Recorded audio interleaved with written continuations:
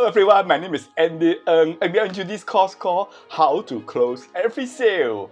So there's one point I want you to remember, and that is in our business, in our sales process, every step is closing. So many people ask me, Andy, what exactly is sales closing? Sales closing is defined as moving the sale forward. That's right. If you are moving the sales process forward, you are closing sales. For example, your prospect has some questions and you answer his questions. Even though you did not get the deal, you are moving the sales process forward.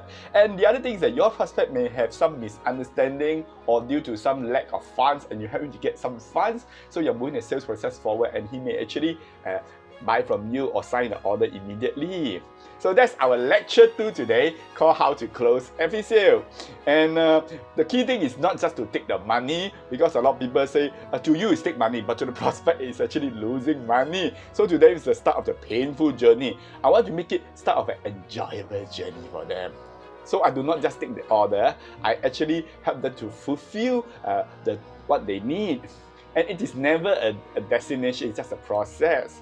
So a lot of people tell me closing the sale is a moment of truth, because once the sale is closed, you realize that the salesperson somehow behave very differently. For example, they start to get a look at the watch and they, oh, I need to go for the next meeting, and when the customer asks them some questions, technical questions, then they start to say, oh, you can contact the service department, or some of them will start smoking or start using their phone, their computers. Ladies and gentlemen, don't do this, because you're showing people your true face. That means you're not interested in helping them, in servicing them. You just want to get the order. That's why many buyers don't like to close a sale, because for them, if they close a purchase and then they are actually not getting any service, it's the start of a painful journey for them.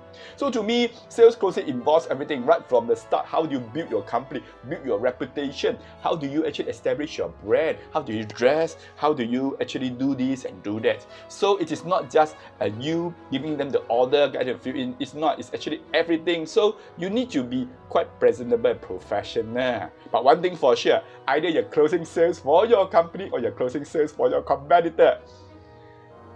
And if you do not do anything, you don't close any sale, there's no business. You are actually wasting everybody's time. Why? Because there are no benefits accrued to anyone.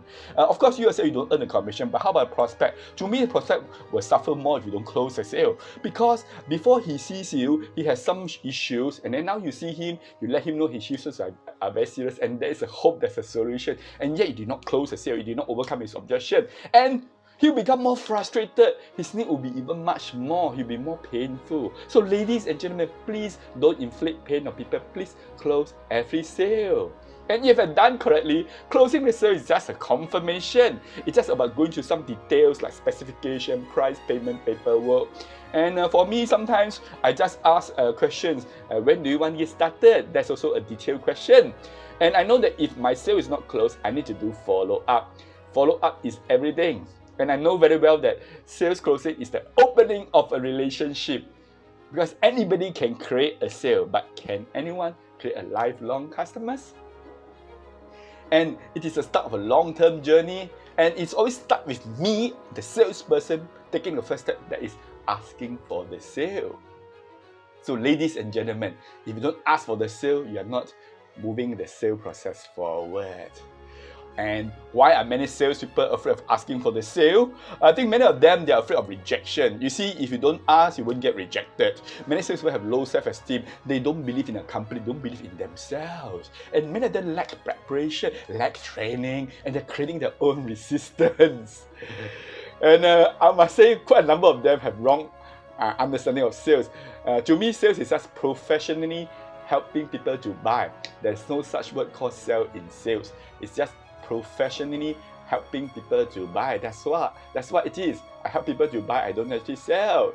And some people think a good salesman is a good conman. That's of course nothing is further from the truth. A good salesman is a good service provider. And many of them, I think the salespeople have very high ego. They always say, oh, they will come back to me. But please understand, at the end of the day, you as a salesperson must take the first step, and you must always ask for the sale.